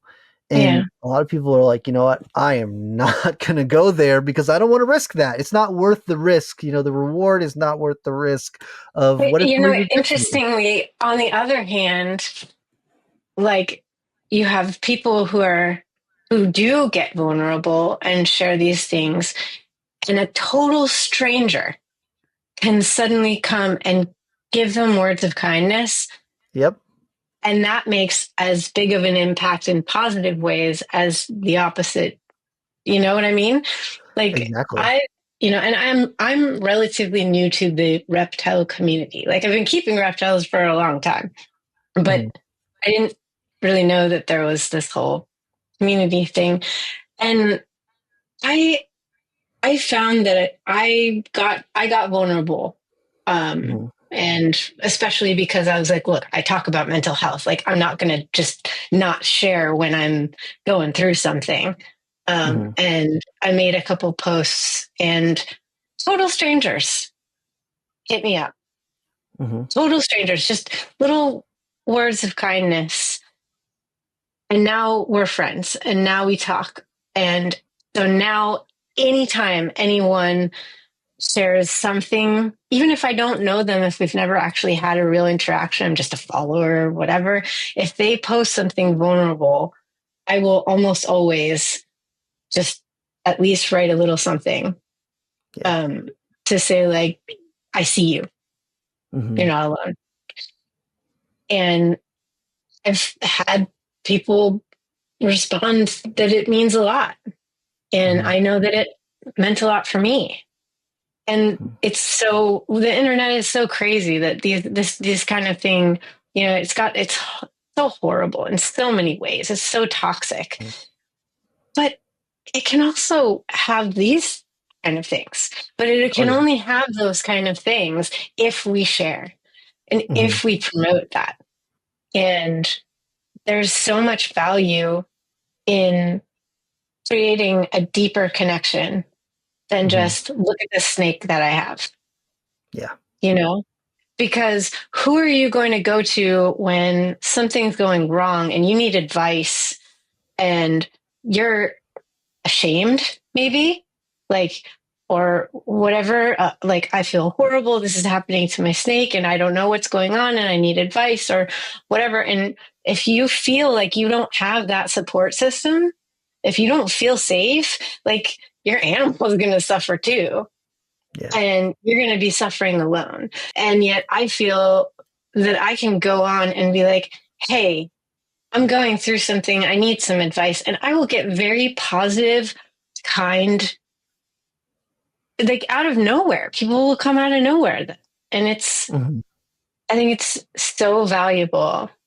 And it doesn't have to be about reptiles that we're sharing this. I'm just saying anything, being vulnerable and being positive in this space that we have, Yeah. I think is extremely valuable. And I have received joy from things that you post regularly. I appreciate that. One of the things that I kind of try to live by is like your vibe attracts your tribe, right? So like what you're putting out there is kind of what will find you. And for me, I've always tried to cultivate on my personal social media. Like I might not share stuff that resonates with everyone, but the people that it does resonate with will get it. Like, the girlies who get it, they get it. And the ones who don't, they don't. And that's kind of how I've always run like all of my social media. And like my social media, my online presence, like I don't really consider myself like an influencer or anything like that. I'm just like another person that's just like sharing stuff online. But on my Facebook in particular, like I used to do way more regularly. I've cut back on it now recently because it's like I've been going through some shit. But I used to post on there like questions of the day, and I would just like post something that would get people thinking a little bit deeper about life and about um, how other people in the world might experience life around them. And I cannot tell you how many people would come up to me at Reptile Expos and be like, man, I love reading those questions of the day that you do. I had no idea that people felt this way, or like I don't comment on them because I'm a little bit self-conscious about like people reading like what I think about things, but I read every single comment of those threads to see what people are saying about different things. And a lot of them are meant to, even if you don't comment on them, they're meant to get you thinking about how you show up in the world and how other people are in the world around you. Yeah. So Yeah. I got to get That back to doing empathy. that. That sounds great. I love it. I hate Facebook, so I'm Yeah, never on there, but that's fair. I love that idea. I think it's fantastic. And if you did it on Instagram, I'd totally get in on that. Yeah. But and the empathy thing, if we can be empathetic for people who are different than us, and for every human and every person, and we nurture that, I think it can translate over to these animals Mm-hmm. because they are so different than us. And that doesn't mean we can't be empathetic and treat them with empathy. I'm not talking about anthropomorphizing. I'm talking about empathizing, which is something like, you know, acknowledging that your scrub python might have had trauma that Mm-hmm. informs how she is today. And that means that you interact with her in a different way. Yeah. That, you know, and I think that it is so crucial to talk about this stuff for their well-being just as much as ours too, Yeah. you know? Yeah. I think that it's a conversation that a lot of people are afraid to broach because it has very deep implications on, more than just them keeping snakes or, how Mm. how how they do things. It has much deeper implications of, well, how do you treat the people in your life? How do you treat people who you Mm-hmm. disagree with? How do you deal with someone who lives differently than you? And those are really uncomfortable conversations for a lot of people because they don't really have an answer that they can solidly give. They're just like, I just don't like it. I'm like, okay, well, lots of people don't like things that they don't know about. Like if you've never had a ice cream sundae, you'd be like, I don't like them. It's like, have you tried one? No. Yeah. You try one. Or maybe just get to know a little bit more about them. Maybe you might Yeah. not like them. Maybe you'll understand them a little bit better. That's like spiders in particular. People are always like, oh, kill them. I can't stand them. And I'm like, let me just talk to you about spiders for a couple minutes. And Yeah. then usually after a couple minutes of learning about them, they're like, oh, well, still not crazy about them, but maybe I won't kill them now. I'm like, Well, that's how that's it all I'm is with, asking. That's all I'm yeah, asking. Like, don't that's kill them. that's something though. And that's, I Yeah. experienced that with educating people about snakes too. When I go out and do it in the field and people are like, no, no, no, no, no. And then by the end they're like, okay, all right. Even that is great because the Yeah. next snake they see, they're not gonna try and chop its head off. Hmm. And their nervous system is calmed down too, you know. And Hmm. we talked about this on the last time we tried to do A this, is lost that episode. the lost episode. That I've never been a fan of specifically big spiders or Hmm. the pointy leg, big body spiders. But our animal therapy nonprofit has tarantulas that we Mm. take and share. And, you know, I'm usually, you know, Erin, the president, is when anyone asks if they can hang out with the tarantula, I'm like, okay, we're gonna talk to Erin. She's gonna, Yeah.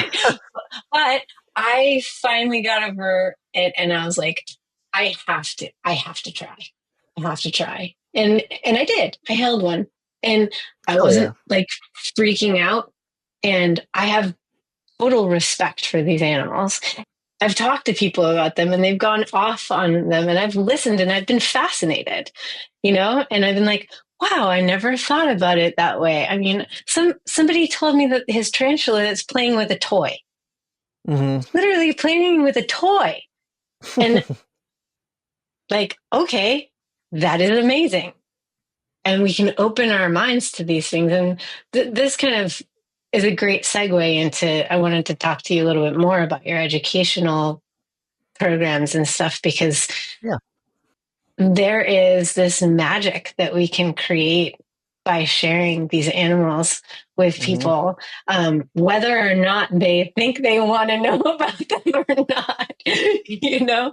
But I'm curious, you know, what are some of your favorite types of moments or experiences in doing educational programs with people, you know, whether it's old, young, in what kind of situations, and how did that affect you? Um, Education is like my primary thing. Honestly, it's a kind of a bummer that I'm not doing education right now, Mm, but that is like my favorite thing to do. I love doing educational programs. I mm. am the master of getting people to change their mind about snakes and Yeah. reptiles and lizards and spiders and all that sort of stuff.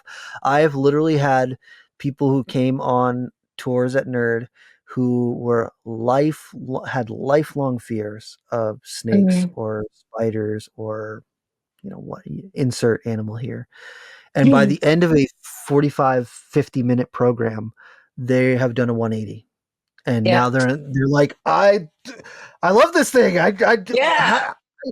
Love is a strong word, but I love this thing. It's amazing. How did I go so long being so afraid of it? Yeah. And The best it, feeling.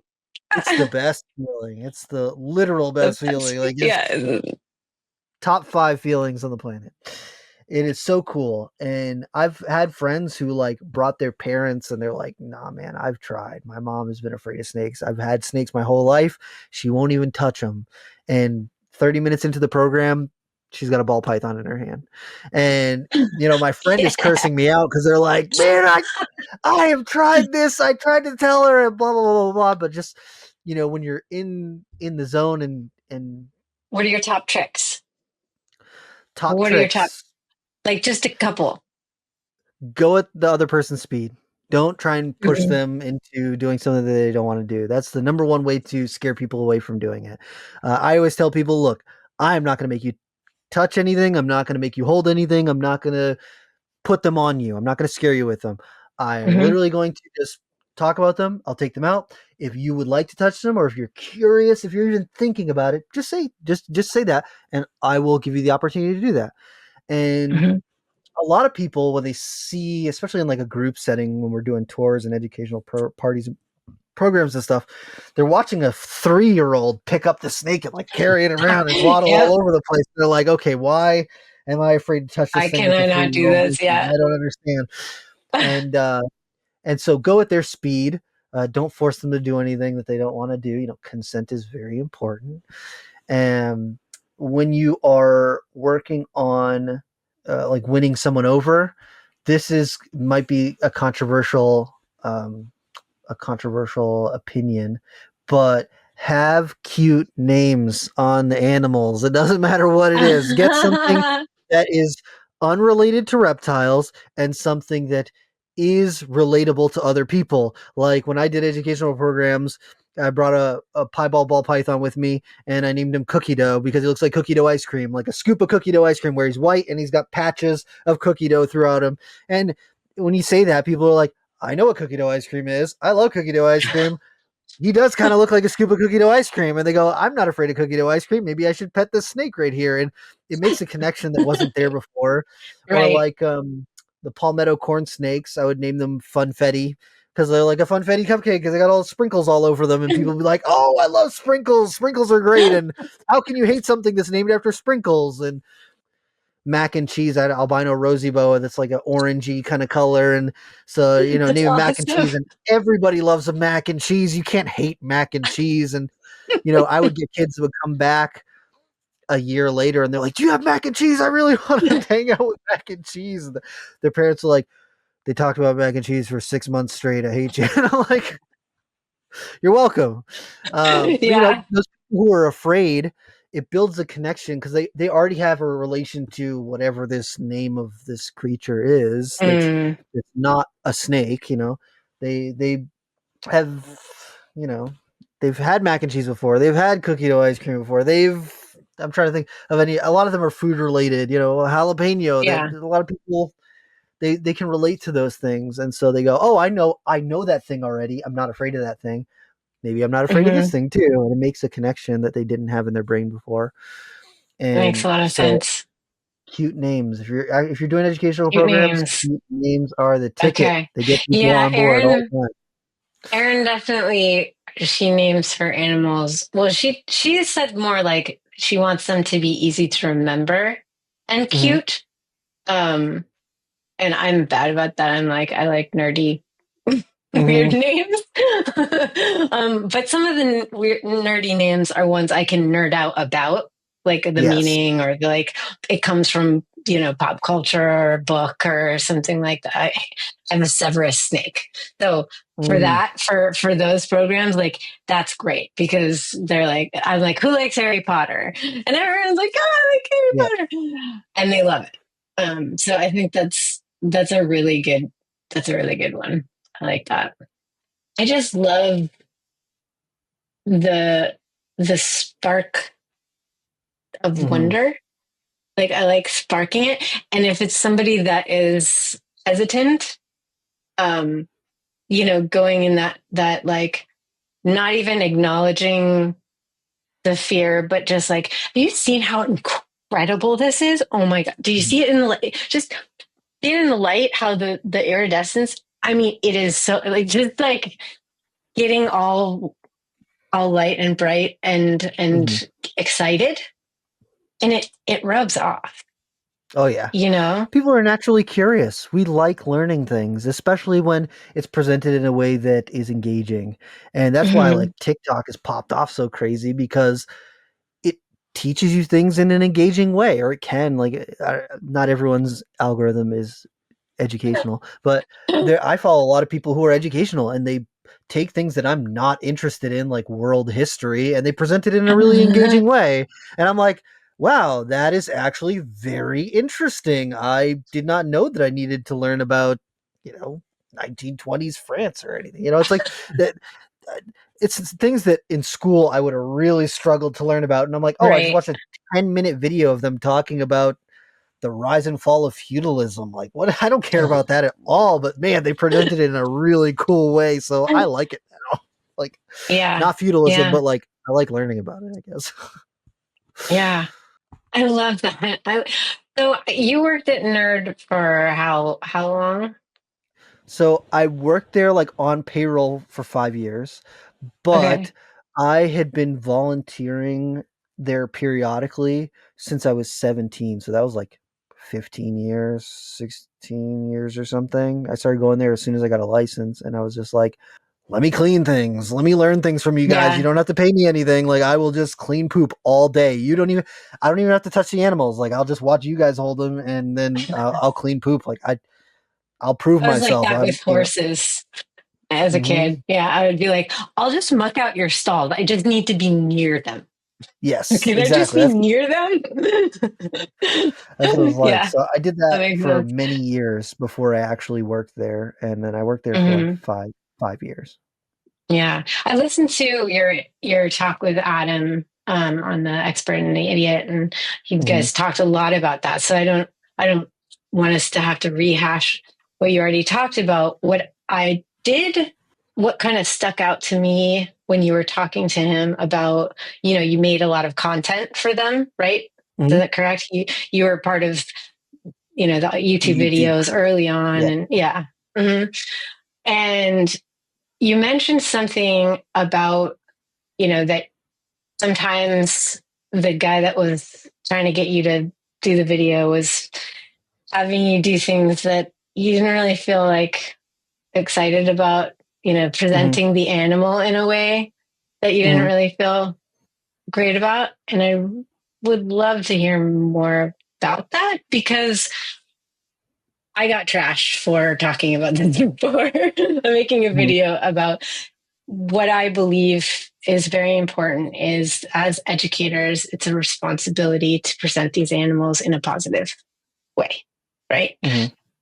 That's my opinion, um, and not make it sensational and scary. And because who's that helping? It's not Hmm. helping the animal. It's helping maybe the channel and get more clicks and stuff like that. And I was curious about hearing more about your perspective on that. Hmm. I think that it is a very fine, fine, fine line because, like, uh, we look at the past in rose-colored glasses, right? Because, like, when people talk about like animal champions, animal educators, who's the name that comes to mind? Steve Irwin. Steve Irwin, and he did lots of really unsafe stuff with Yeah, animals. he Like if, did. if Steve Irwin came out today, We'd be like, hell no, dude. I probably would not have a very great opinion about him. Back I then, didn't watch him actually. I did. I was like a Steve Irwin diehard, and like most of the people I know really were Yeah. too. And Hmm. that's what like sparked that interest for a lot of people. And so for me, it there's like a really fine line because Mm. personally, I can see value in getting people in the door because a lot of people are just like not going to look at things if it's not interesting. And what's interesting to me is probably not interesting to the vast majority of other people, like, non-reptile people. The type of videos that I watch is probably boring as hell to most people. But the thing is, the people who are making those videos for people like me. They're not making videos for the average person. And if you are trying to get the average person to stop killing snakes, making a video of you standing out in your yard and being like, "Oh, I found this snake and look at how friendly and nice he is. You should stop killing your snakes." No one's going to watch that. Well, I shouldn't say no one's going to watch it. Mm. People will watch it, but it's going to be people who already believe that. And so to get your Mm. message in front of people who might not think that, what are people interested in? They're interested in jumps and strikes and close calls and this, that, and the other thing. And so there's a really fine line for me when it Mm. comes to getting your message out to the people who really need to hear it, because like I did lots of videos that I thought was interesting, but like they just didn't get views because people are not generally interested in it. And so if you just make content that is just for a niche group of people, you'll never get your message across. You'll never, I shouldn't say never, but it's less likely. If your goal at the end of the day is to get 10 million people to stop killing snakes and you get views for videos that only reach 500 people, you're probably not going to reach your goal in your lifetime, right? And Mm. so there are ways to interact with the animals that are minimally stressful for them.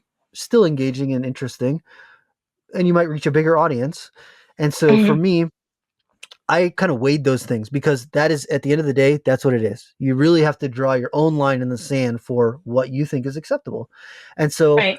I was talking about on the Expert and Idiot, like I did a video with some centipedes where like this Vietnamese centipede just like flew out and like, took off across the floor. And like that was really engaging to a lot of people. And like for me, I was like, man, I really didn't want the centipede to run across the floor, and I didn't want to Yeah. have to grab it with a pair of tongs, and like that probably is not great for the animal.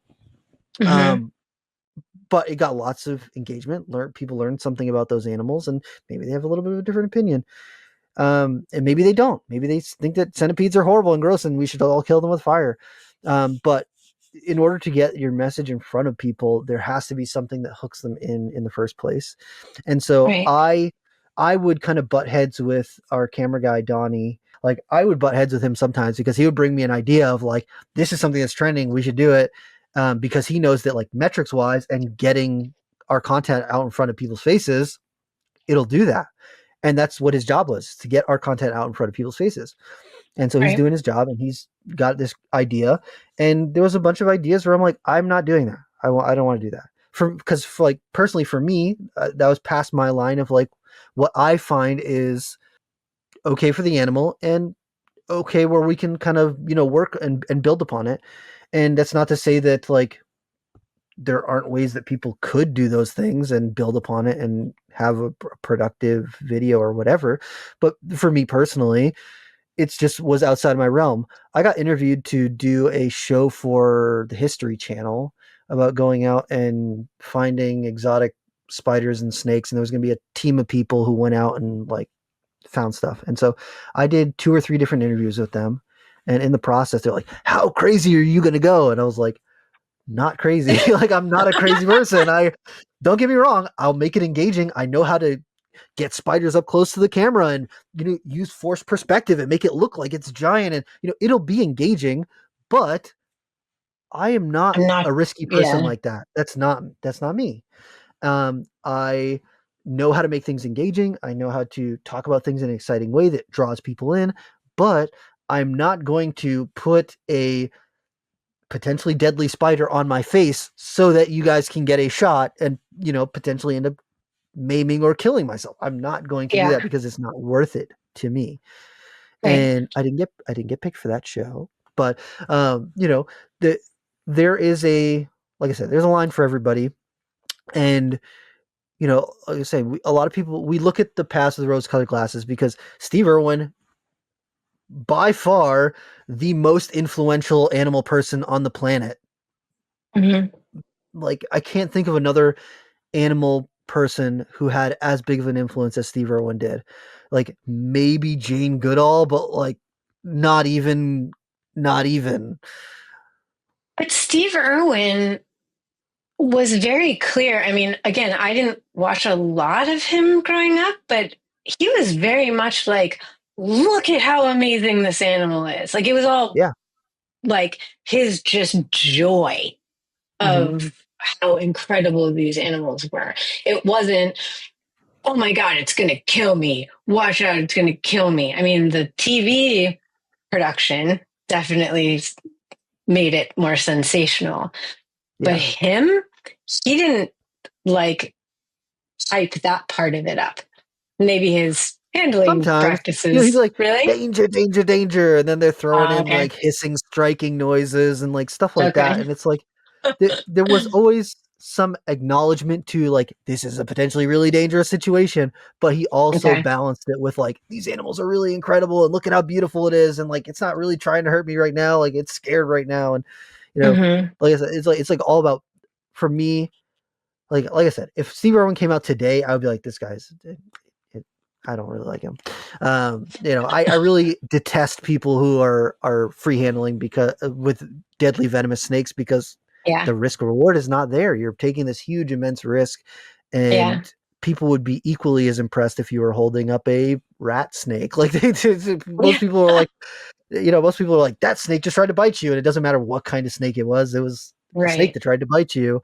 And Right. a lot of the people who watch free handle content they're watching to they're hoping you die. Like I hate to say this, but they're watching your down they're Oh, they're waiting for your watching to see you downfall. die. Yeah, Yeah. they're Okay. waiting to see you get hurt. They're not tuned in because they think you're some amazing handler. They're like, "Oh, he is this close to getting killed and I'm going to see it happen."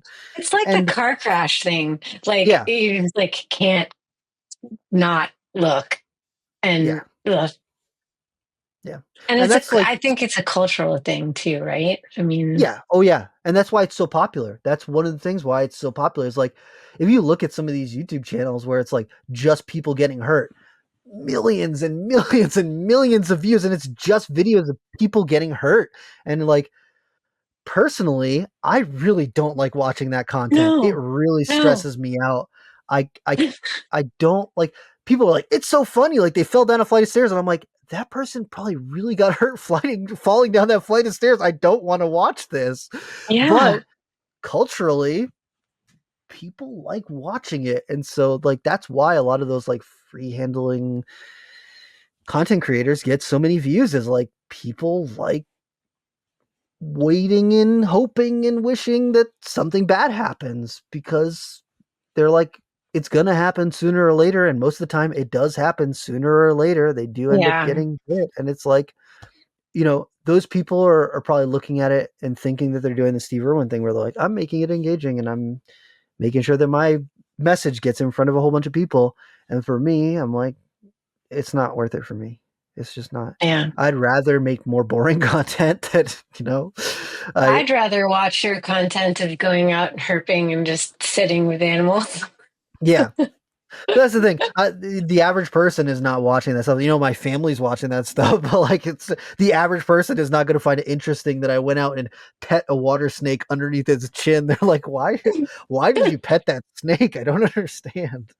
There's nothing, And I'm and like, they're not even going to make it oh. that far in the video. And all the reptile people are like, "You pet a water snake under the chin? That is wild." And it's interesting to a certain group of people, but it's not getting in front of the masses. So, to Yeah. each their own. I personally don't follow any of those like free handle people because I don't personally want to give them any of my views and like support that in any way. Same. Uh, Yeah. but I know lots of people who do, and I'm not going to fault them for that. It's just not my thing. Yeah. Well, so let's talk about the herping thing a little bit more because you mentioned to Adam, I think that you have like a find a snake once a month kind of thing going Yes, on. Will you tell me a yes, little bit my more snake of about the that? month. Yes. So coming from Massachusetts and Maine and New Hampshire, there are 8 months out of the year where you cannot find snakes. And so that is horribly depressing. And when I came to North Carolina, I was like, it stays pretty warm year round. I wonder if I can find snakes year round here. And come to find out, you can find snakes year round here. And so I don't remember, it was like a couple months into me living here. I was like, I wonder if I can find a snake, like at least one snake every month of the year. And since I moved down here, there's been one, maybe 2 months where I didn't find a snake. But Mm. otherwise, I've found a snake, at least one snake, usually more than one snake, every single month of the year since I moved down here. And that to me brings me lots of joy because as Yeah. someone who like wasn't allowed to keep snakes as a kid, I loved going out and catching snakes and seeing snakes out in the wild. So, man, being able to go do that all year long, it's like a little seasonal depression band-aid. I can just go out and, Yeah. it's like the days might be getting shorter. The sun might be going down at 3:30 p.m., but I saw a snake today, so it can't be that bad of a day. That is awesome. And are you posting these like just little reels or I how are don't you post it on my posting? reels. I only post it on my story. Come Yeah. on. Yeah, I know. I know. I really should post them elsewhere, but I as of right now I was just posting them on my story. And then at the end of the year, I've been doing like a recap where I'll share like Okay. highlights of stuff that I find.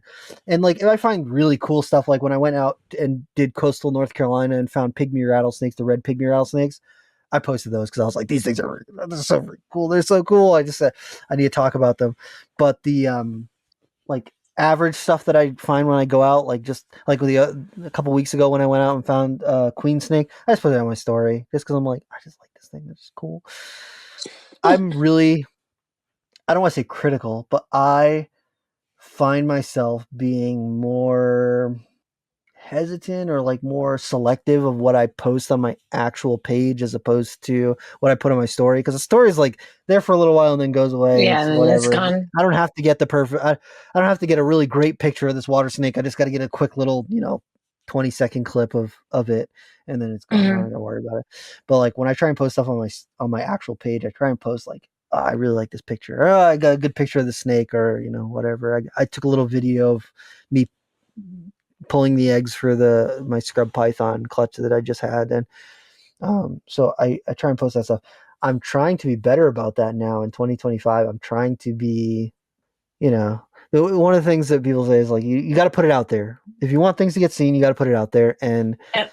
for me, my stories is kind of where I put a little bit more of my like just creative Of outlet, because I'm like, it expression. doesn't matter. It Yeah. just, I just put stuff up there, and I put mental health stuff up there. I put snake stuff up there. I put memes. I put a whole bunch of different stuff Yeah. up there.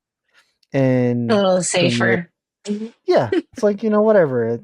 It's gone at the end of 24 hours, and if I need to go back and find it someplace, it's in my archive. It's saved on Instagram, so I don't stress too much about it.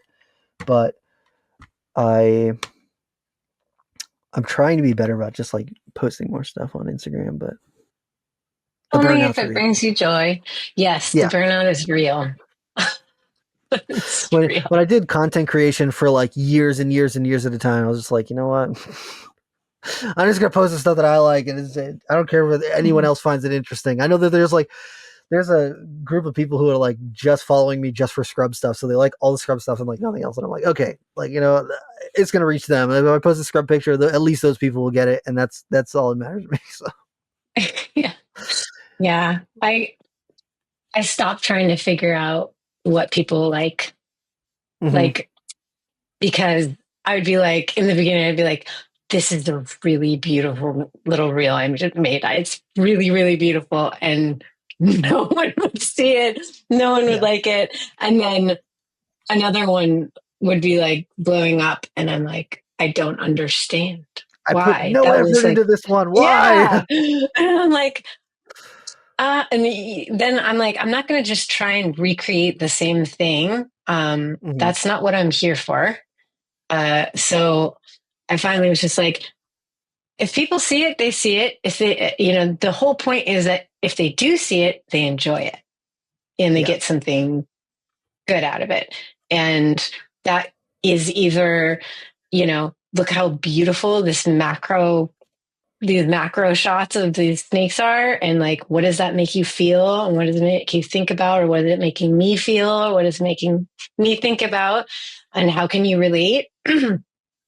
Those sometimes do get a lot of people, but lately it's the build videos mm-hmm. that are blowing up the process. Like, they love to see the process of the build, and it's like weeks and weeks and weeks of work that I have to boil down Mm-hmm. into like a minute and a half, 2 minutes. Minute and a half video. Yep. Yeah, and it's like exhausting, but Mm-hmm. people really like that, I guess. But I'm not gonna like do it because people like it. I'm doing it because like I'm making something awesome that I really enjoy, and I think that I can share it and it Mm-hmm. might make people happy. Heck But yeah. it is exhausting Mm. Yep. if you don't think like that. Like, I I guess my point was that when I started making Instagram content, there were all these like make these trends. I'd see people doing these trends, Mm-hmm. and I'm old. I'm older than I look, and I was just like, huh? Like, what? And I just can't bring myself to do it. It just feels kind of empty, I guess. Mm-hmm. Um, and I'm like, well, it's going to take me a lot longer to reach people. Yes. But I think that when I do, it'll be good. It'll Mm-hmm. be more than just a trend that they forget the next day. Yeah. Maybe it will make them feel something or think something that lasts. My hope anyway. But it's a lot more effort and a lot longer to get that to work, I guess. Mm-hmm. Mm-hmm. Yeah, it's tough because a lot of the algorithms push the stuff that uh is trending. So it's like even just using a trending sound can have a big difference on whether or not people see your videos. Yeah, that's the And only thing I do. Yeah, I utilized is I'm like, that's used on 500,000 reels. Okay, I'll just use that song. But sold. okay, as long as I don't think it's a horrible song. Yeah. Mm. But now you also have a podcast called the Reptile Talk podcast. Yeah. Yeah, yeah, with Jeremy, right? Yep. Yeah, Jeremy Turgeon. Me and Jeremy have known each other for a very long time, since we were teenagers. Oh wow. Um, because he's from Western Mass, and so we would end up at some of the same reptile expos. And he was into snakes since he was a little kid, and so I'd bump into him at the reptile expos in New York at White Plains, or I think I've seen him at the Manchester, New Hampshire Reptile Expo from time to time. And so we like kind of would see each other. Hey man, let me talk to you about this, that. And he had a YouTube channel, and I did a YouTube channel for like a little while, a long time ago. And then he used to come up to Nerd, and he became really good friends with Kevin. And so I would see him up there sometimes when I was there, like not often, but like every now and again. And then we ended up working together at Nerd, and he actually ended up living with me and my family for a little while because he went Oh wow. to music school in Boston, and we bumped into Berkeley? each other at a White Plains show. Yeah, at Berkeley. Yeah, I Uh-huh. forgot the name of it. You went to Berkeley, and the summer before classes started, I bumped into him at the White Plains show. I was like, "Hey man, like how's it going?" And he's like, "It's going okay. I'm a little stressed right now. I'm supposed to be going to Berkeley in a couple weeks, and I don't really have any place to live, and Boston's really expensive." And I was like, "You should come stay with us. Like, let me talk to my mom real quick. Like, we've got an extra room right now, so like, you should come stay with us." And so he did. So he lived at the house with us for a little while, and That's um, amazing. yeah, then got to work with him over at Nerd, and so we just became really great friends. And it's funny because the internet rumor mill goes off every now and again, and they're like, Rob and Jeremy aren't even friends. They don't even like each other. And like, me and him send each other back and forth the things. We're like, we're not friends anymore. Apparently the internet says we're not friends anymore, so Yeah, so it we're must not be friends true. anymore. It must be true. And that pops up every now and again, and we just laugh because me and him talk all the time. So like, I don't know You where these have a people are getting podcast any of their together. information from. Yeah, well, Why that's the thing. why would Some you do people who that? some people who do like work stuff together don't like each other, and I've seen that happen more times than you can count. Like, people who just get sick of one another. And Mm. me and Jeremy don't do that. If we were like, dude, if one of us did something egregious, we'd be like, okay, the podcast is done. Like, that's it. But no, we're actually friends. Like, we actually like each other, and we give each other enough space to just do our own thing. So like, I talk to him we talk almost every single day. I don't know why people like to just talk and make up rumors and whatever, and that's on them because I don't see it most of the time. I get other people who send me stuff, and they're like, "Hey, did you see this thing about you or about this or about that?" I'm like, I did not see it. I personally try and stay out of all the rumor mills, and I just kind of do my own thing now. So What about ethical issues? Are there any ethical issues in the reptile hobby that stand out to you? of course, there's always I mean, there's always That ethical issues and all the what different in things. particular? Um, One of the ones that's for me that like most other people probably wouldn't agree with is I think a lot of snakes are overfed. I think that's kind of unethical. A lot of the ideology of like you got to feed them one thing that's as big as the biggest part of their body every 5 to 7 days for their whole life. I'm like, man, that is not how Mm-mm. that snake was. That's not how they live. No. That's not how they've evolved. That's not how they develop. And I know there's a lot of people who like disagree with that, and I'm like, okay, whatever. Like they're entitled to their own opinion. That's not how I do my snakes. They can do that if that's their snakes, but I personally don't think that that's particularly ethical. I think that when they're little, they can handle it a little bit, but as soon as they start to get some size on it, I think it really does the animal a disservice. I really hate seeing like it's less now, but like for a little while, the ball python hobby was like, what's the smallest size tub that we can breed a ball python in? And I'm like, man, I hate seeing like a ball python that's this big around in a tub that's this wide. It's just Yeah. not it for me.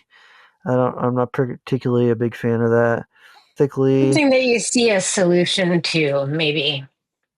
Is there something that bothers you that, like, I'm trying to spin it in a positive way here because well, here's I like to talk about this stuff, but I also like to try and offer, a okay, resolution.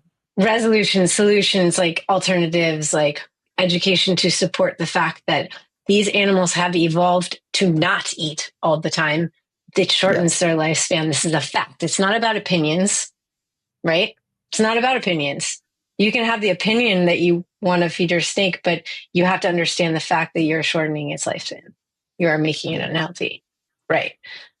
So, like, trying to, what's something that we could talk about that, like, we could I spin got and one be that's like, I can have okay, a better little spin on it. One of the okay, ones that I used to be on the train of, and then now I've kind of changed my ways of is like field herping videos where they like grab the snake and you can see this thing is panicked out of its freaking mind and losing its mm, shit. Um, uh, I think that there are plenty of ways to do herping videos where there's less stressful on the snakes. That's yeah, what I've tried to do with like the videos that we talk about where I go out and I'm just like laying down on the ground with the black rat snake or the water snake or whatever. Those videos are still interesting, and again, it goes back to like, yeah, people probably want to see the snake wriggling all over the place and trying to bite you and stuff, but I think that it's just as good to gently pick up a snake as it is to, probably yeah, better to gently pick up a snake than it is to, uh, you know, grab onto it because it triggers that like fight or flight for these animals. And they're like, I'm going to die. yeah, And you're like, yeah, actually not going to kill you, but they don't know yeah. that. So That is a good positive spin. yeah. I like it. And I think, honestly, I don't know, maybe it's just me. I really love the macro. It's Mm-hmm. changed the way that I look at these animals completely. Just getting a macro lens from my phone Mm-hmm. and like close ups and the things I see on Instagram where guys are going out and herping and they're just getting Mm-hmm. really close. They're not holding the animal. I don't care about them.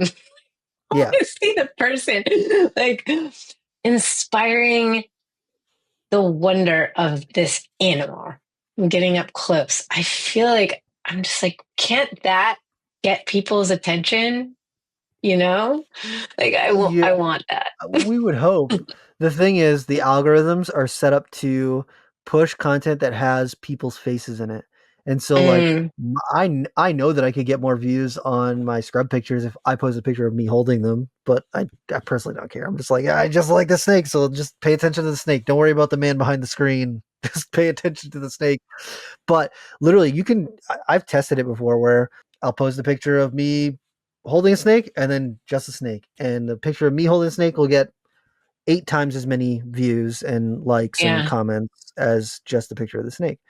And yeah, that is something that gets kind of unfairly skewed towards women in the hobby because a lot of women have learned this and they're like, oh, if I post a picture with me holding a snake, it gets way more engagement. And then people see a yeah, lot of the other content that I produce where guys are like just posting pictures of the snake and they're like, oh, well, she's just getting tons and tons of likes for no reason. It's like, she's working the algorithm. If you work the algorithm too, you would get engagement too. You're just not willing to do that.